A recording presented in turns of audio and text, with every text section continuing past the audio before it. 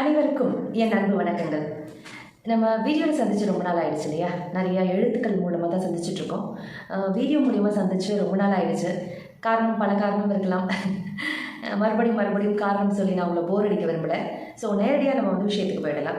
நம்ம இது வரைக்கும் நிறைய வீடியோஸ் பார்த்துட்ருக்கோம். நம்ம ஹெல்த் ரிலேட்டட் பார்த்துட்ருக்கோம், ஃபேமிலி ரிலேட்டட் பார்த்துட்ருக்கோம், சைல்ட் க்ரோத் பார்த்துட்ருக்கோம், சோஷியல் வெல்ஃபேர் மாதிரி பார்த்துட்ருக்கோம். மாதிரி நிறைய வீடியோஸ் பார்த்துட்ருக்கோம், நிறைய கலந்து பேசிகிட்ருக்கோம். இப்போயும் நம்ம இதே ஹெல்த் ரிலேட்டட் தான் பார்க்க போகிறோம். ஹெல்த் ரிலேட்டட் அப்படின்னு வரும்போதே எல்லாரோட மைண்ட் செட் எப்படி இருக்குன்னா, உடனே ஓகே இதை சாப்பிட சொல்லுவாங்க, அதை சாப்பிட சொல்லுவாங்க, இந்த நோய் வந்தால் இதை சாப்பிட்டு சரி பண்ணிடலாம், அந்த நோய் வந்தால் அதை சாப்பிட்டு சரி பண்ணிடலாம் அப்படின்ற மைண்ட் செட்லேயே இருப்பீங்க இல்லையா? ஏன்னா ஆல்ரெடி நான் போட்ட பல வீடியோஸ் இது சாப்பிடுங்க, இது சாப்பிட்டா இது சரியாகும், இதை சாப்பிட்டா இது சரியாகும் அப்படின்னு ட்ரெடிஷ்னல் நேச்சுரோபதி ரிலேட்டடாக நான் நிறையா உங்களுக்கு கோட்ஸ் கொடுத்துட்டு இருந்தேன்.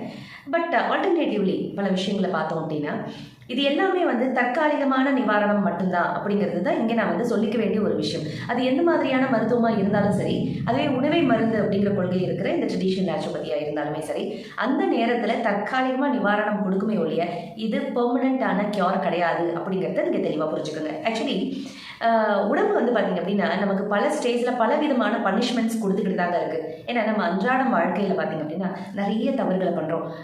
உணவு முறையாக இருக்கட்டும், வாழ்க்கை முறையாக இருக்கட்டும், எல்லா இடத்துலையுமே நம்ம தவறு பண்ணிட்டு தான் இருக்கோம்.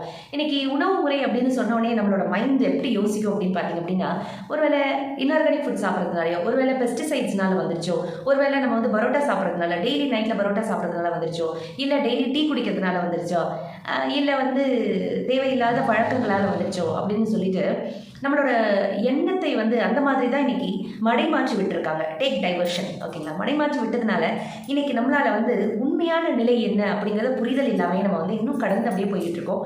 இதே கடந்து போய்கிட்டே இருந்தோம் அப்படின்னா ஒரு காலகட்டத்தில் பார்த்தீங்க அப்படின்னா நம்மளே அதாவது நம்மளோட உடலை நாமளே புரிந்து கொள்ள முடியாத ஒரு சூழ்நிலைக்கு நம்ம தள்ளப்படுவோம்.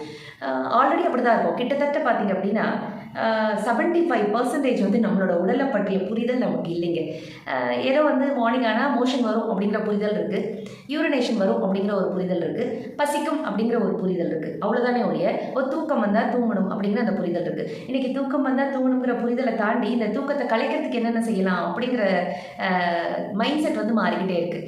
நைட்டு மொபைலில் கேம் விளையாடுறதா இருக்கட்டும், மூவிஸ் பார்க்குறதா இருக்கட்டும், வெளியில் போய் ஃபன் பண்ணுறதா இருக்கட்டும், ஒரு பார்க் பீச்சில் நைட்டில் போக முடியாது, பட் அதுக்காகவே பப் அப்படின்னு சொல்லிட்டு ஒன்று ஓப்பன் பண்ணி மிட் நைட் வரைக்கும் அதை ஆப்ரேட் பண்ணுறதா இருக்கட்டும், தியேட்டர்ஸாக இருக்கட்டும், மால்ஸாக இருக்கட்டும், எல்லாமே பார்த்திங்க அப்படின்னா மிட் நைட் ஆப்ரேட்டிங் சிஸ்டம்ஸ் இன்றைக்கி போய்கிட்டு தான் இருக்குது. ஈவன் ஆன்லைனில் நம்ம ஒரு ஷோஸ் பார்க்குறதா இருக்கட்டும், இல்லை கண்டினியூஸான பாட்டு, what ever it maybe entertainment அப்படிங்கிற பேரில் நம்மளோட வாழ்க்கையே நம்ம தொலைச்சிட்டு இருக்கோம். நம்மளோட ஆயுளை தொலைச்சிட்டு இருக்கோம், நம்மளோட ஆரோக்கியத்தை தொலைச்சிட்டு இருக்கோம். இதில் மெயினாக நீங்கள் நோட் பண்ணி பார்த்தீங்க அப்படின்னா நம்மளோட உடல் நம்மளோட ஒவ்வொரு தவறுக்குமே ஏகப்பட்ட பனிஷ்மெண்ட்ஸ் நமக்கு கொடுத்துட்டு தாங்க இருக்குது. தினம் நமக்கு அந்த பனிஷ்மெண்ட்ஸ் கொடுத்துட்டு தான் இருக்குது. அந்த பனிஷ்மெண்ட்ஸ் என்னன்றதே தெரியாமல் தான் நம்ம இன்னைக்கு வரைக்குமே ட்ராவல் பண்ணிகிட்டு இருக்கோம். ஒரு எக்ஸாம்பிளுக்கு சொல்லணும் அப்படின்னா, சாதாரணமாக நம்ம ஒரு டிராஃபிக் ரூல்ஸை மீறோம்னு வச்சுக்கோங்க. ஒரு டிராஃபிக் சிக்னலை கிராஸ் பண்ணி அதை ஒபே பண்ணாமல் நம்ம கிராஸ் பண்ணுறோம். இல்லைனா லெஃப்ட்டில் போக வேண்டிய இடத்துல ரைட்டில் போகிறோம். இந்த மாதிரியான தேவையில்லாத இதெல்லாம் சில்மிஷம்னு சொல்லலாமா, இதெல்லாம் செய்கிறோம் அப்படின்னு வச்சுக்கோங்களேன். அப்போ என்ன ஆகும் அப்படின்னு பார்த்தீங்கன்னா, குறைந்தபட்ச பெனால்ட்டி ஆன் ஸ்பாட்டில் ஒரு இன்னைக்கு 500 முதல் 5000 வரை பெனால்ட்டி போடுறாங்க இல்லைங்களா? ஸோ அந்த பெனால்ட்டி நடக்குது. அதுக்கு அடுத்த ஸ்டேஜ் அந்த பெனால்ட்டியும் கொடுக்காம நீங்கள் ட்ரெஸ்பாஸ் பண்ணி அவங்கள கடந்து வேகமாக ஓவர்டேக் பண்ணி போகிறீங்க அப்படின்னு வச்சுக்கோங்க. உடனே என்ன செய்வாங்க, இந்த சிக்னல்லேருந்து அடுத்த சிக்னலுக்கு இன்ஃபர்மேஷன் போகும். ஒரு காரோ ஒரு வண்டியோ ஒரு இதுவோ ஒரு பெரிய பேகேஜ் வச்சுட்டு பின்னாடி வந்துட்டுருக்கு, சம்திங் ராங் அங்கே இருக்குது, அதை செக் பண்ணுங்கள் அப்படின்னு சொல்லி அங்கே ஒரு போலீஸ் டீம் நின்று அதை கிராஸ் பண்ணுறவங்களை பிடிச்சி நிப்பாட்டி அங்கே திரும்ப சோதனை நடக்கும். அதையும் ட்ரெஸ்பாஸ் பண்ணி வேகம் எடுத்து போய் ஒரு கட்டத்தில் இன்னொரு இடத்துல மாட்டி அங்கே ஒரு பெனால்ட்டி கொடுக்குறோன்னு வச்சுக்கோங்க. பெனால்ட்டி கிடையாது, அது லஞ்சம், கையூட்டு கொடுத்துட்டு அங்கேருந்து திரும்ப தப்பிக்கிறோன்னு வச்சுக்கோங்க. இந்த ஒரு மிஸ்டேக்கோட நிப்பாட்டாமல் அதுக்கு அடுத்த மிஸ்டேக்காக ஒரு திருட்டு, ஒரு வழிப்பறி அப்படின்னு போய் அதுக்கடுத்து கொள்ளை, இந்த மாதிரியான அடுத்தடுத்த தவறுகள் போகும்போது நமக்கு எப்படி இருக்கும் அப்படின்னு பார்த்தீங்கன்னா, ஒவ்வொரு ஸ்டேஜ் தாண்ட ஒரு லஞ்சம் கொடுத்து வெளியேறி ஒரு ஸ்டேஜ் தாண்ட பார்த்தீங்கன்னா, ஒரு ஸ்டேஜில் பார்த்தீங்கன்னா லத்தி சார்ஜ் அப்படின்னு வரும். அதாவது ஹையஸ்ட் கிரைம் அப்படின்னு வரும்போது லத்தி சார்ஜ். அதுக்கு அடுத்து அப்படின்னு பார்த்தீங்க அப்படின்னா உங்களுக்கு ஆயுள் தண்டனை அப்படிங்கிற மாதிரி ஒரு தண்டனை கொடுக்கப்படும்.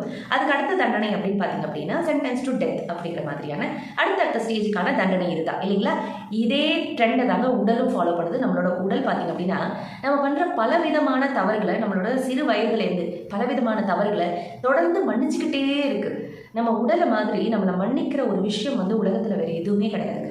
உலகத்தில் நம்ம எவ்வளோ தவறு பண்ணினாலும் நம்மளோட பெற்றவர்களாக இருக்கட்டும், நம்மளோட உற்றார் உறவினர்களாக இருக்கட்டும், நம்மளோட நண்பர்களாக இருக்கட்டும், இவங்க எல்லாம் மன்னிக்காத தவறுகள் கூட ஒரு ஸ்டேஜில் வந்து பார்த்திங்க அப்படின்னா வெறுத்து போயிடும், அடப்போம் அப்படிங்கிற மாதிரி. ஆனால் நம்மளோட உடல் பார்த்திங்க அப்படின்னா கண்டினியூஸாக தவறுகளை மன்னிச்சுக்கிட்டே இருக்குது.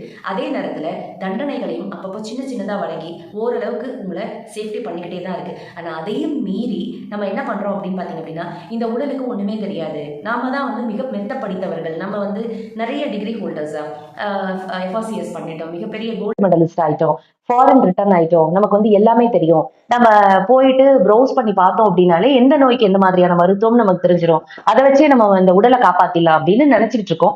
ஆனா உண்மையை பாத்தீங்க அப்படின்னா நம்மளோட உடல் வந்து நம்மளை காப்பாத்துது அப்படிங்கிறது தாங்க ஃபேக்ட். நாம இந்த உடலை காப்பாத்துறது கிடையாது, நம்மளோட உடல் தான் நம்மை காப்பாற்றுகிறது அப்படிங்கிறது தான் ஃபேக்ட்.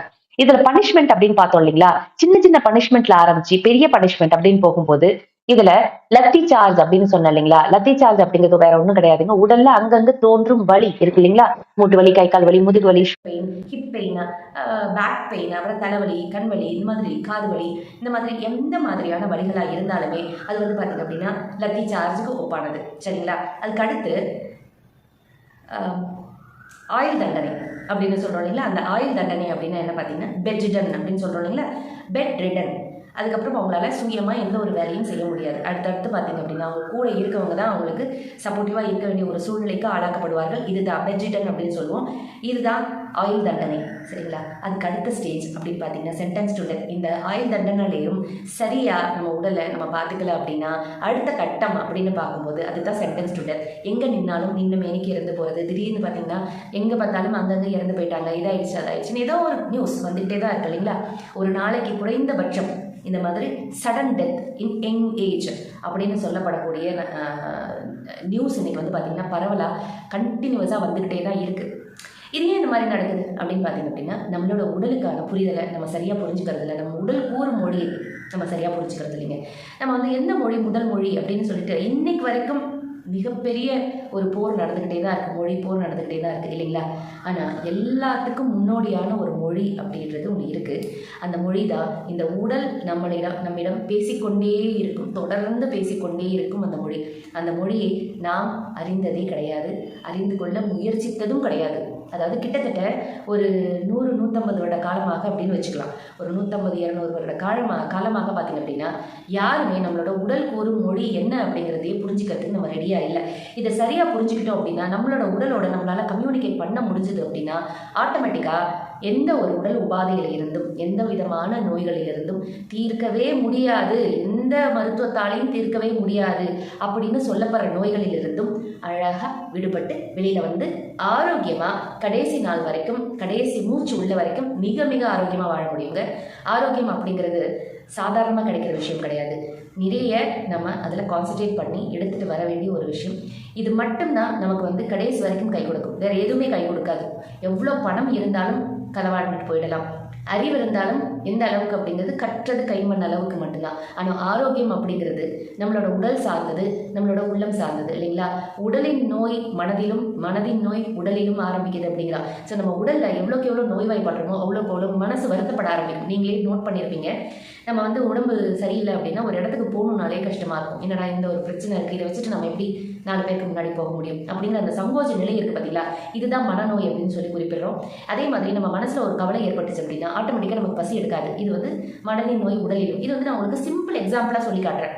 இந்த சிம்பிள் எக்ஸாம்பிளை தாண்டி மனசில் என்னென்ன பாரங்கள் இருக்கோ, என்னென்ன குழப்பங்கள் இருக்கோ, என்னென்ன தேவையில்லாத கவலைகள் இருக்கோ எல்லாமே உடலை பாதிக்கும் அப்படிங்கிறது தான் நம்ம இங்கே புரிஞ்சிக்க வேண்டிய ஒரு விஷயம். கவலை அப்படிங்கிறது உடனே வந்து எல்லாரும் என்ன நினச்சிடும்னா உறவுகள் சார்ந்த கவலையும், படம் சார்ந்த கவலையும், நம்மளோட வேலை சார்ந்த கவலையும் அப்படின்னு நினச்சிக்கிறோம். அது கிடையவே கிடையாதுங்க. அதெல்லாம் ஜென்ரலாக இருக்கிற ஒரு விஷயம், எப்போவுமே இருக்கிற ஒரு விஷயம்.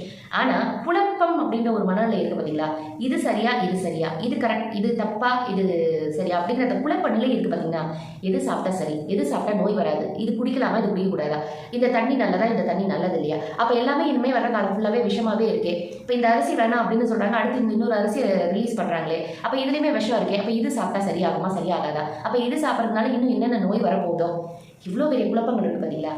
இதுதாங்க மிகப்பெரிய குழப்பமே, மிகப்பெரிய கவலையே, மிகப்பெரிய challenge in life. Challenge to the body, challenge to the health. இதை மையமாக வச்சு தான் நம்மளோட அக்குபஞ்சர், கிளாசிக்கல் அக்குபஞ்சர் முறையிலான மருத்துவம் முழுக்க முழுக்க இருக்குது அப்படிங்கிறத உங்களுக்கு தெரிவிச்சுக்க வேண்டும் அப்படின்னு நினைக்கிறேன்.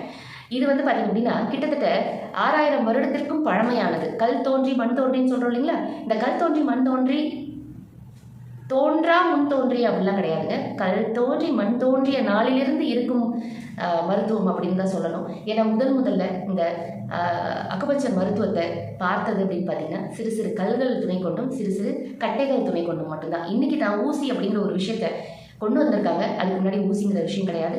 சிறு கற்கள் மூலமாகவும் சிறு சிறு கற்கள் மூலமாகவும் சிறு சிறு குச்சிகள் மூலமாகவும் தான் அந்த சரியான பாயிண்ட்டை தூண்டியிருக்கிறாங்க, சக்தி ஓட்ட பாதையை தூண்டியிருக்காங்க.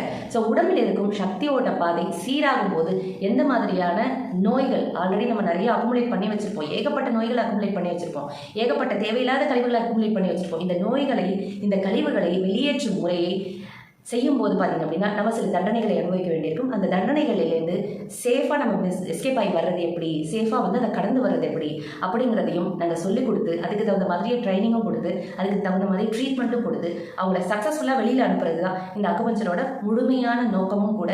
வெறுமனே ட்ரீட்மெண்ட் மட்டும் கொடுத்து அனுப்பிட்டா என்ன இருக்கும் அப்படின்னு பார்த்தீங்கன்னா அந்த நேரத்தில் நல்லான மாதிரி இருக்கும். அதுக்கப்புறம் திரும்ப ஒரு சின்ன உபாதை வந்தாலும் ஏன் இது வந்துச்சு திரும்ப வந்துருச்சு அப்படின்னு நினச்சி அந்த ட்ரீட்மெண்ட்டும் சரியில்லையோ இதுவும் சரியில்லையோ அப்படின்னு சொல்லிட்டு இன்னொன்று நோக்கி தான் ஓட செய்யுமே ஒழிய இதுக்கான புரிதல் வர்ற வரைக்கும், அதாவது நம்மளோட உடல் நம்மக்கிட்ட என்ன பேச முயற்சி பண்ணுது அப்படின்னு அந்த புரிதல் வர்ற வரைக்கும் நம்மளால் இதில் சரியான ஒரு ஐக்கியப்பட்டு சரியாக நம்மளோட உடலை பராமரித்தல் அப்படிங்கிறது இயலாத ஒரு விஷயம். இந்த உடலை பராமரித்து நம்ம இந்த உபாதையிலேருந்து எல்லா விதமான உபாதையிலேருந்தும் வெளியில் வரணும் அப்படின்னா சரியான முறையில் இதை தெரிஞ்சுக்கிட்டு வெளியில் வர்றது தான் சேஃபான ஒரு விஷயம். இது வந்து தலைமுறையாக கடத்தி எடுத்துகிட்டு போகலாம். நீங்கள் உங்களோட மொத்த குடும்பமுமே ஒரு நபர்னால பயன்பெறும் அப்படிங்கிறது தான் உண்மை. இங்கே வந்து நாங்கள் சொல்ல வேண்டியது என்னென்னா ஒவ்வொருத்தருக்கும் அவங்கவுங்களுக்கு தனித்தனியான உணர்வுகள் இருக்குது, உணர்ச்சிகள் இருக்குது இல்லைங்களா. ஸோ அந்த உணர்வுகளையும் உணர்ச்சிகளையும் அவங்களால மட்டும்தான் சொல்ல முடியும். அதை தான் நாங்கள் ஒரு வாசகத்தில் சொல்லுவோம், உடையவன் நன்றி உடன் இருப்பவனால் கூட உரைக்க முடியாத ஒரு விஷயம் இல்லைங்களா. அப்போ உங்களுக்கு பசிக்குதுன்னு வச்சுக்கோங்களேன், உங்களோட பசியை நீங்கள் மட்டும்தான் சொல்ல முடியும்.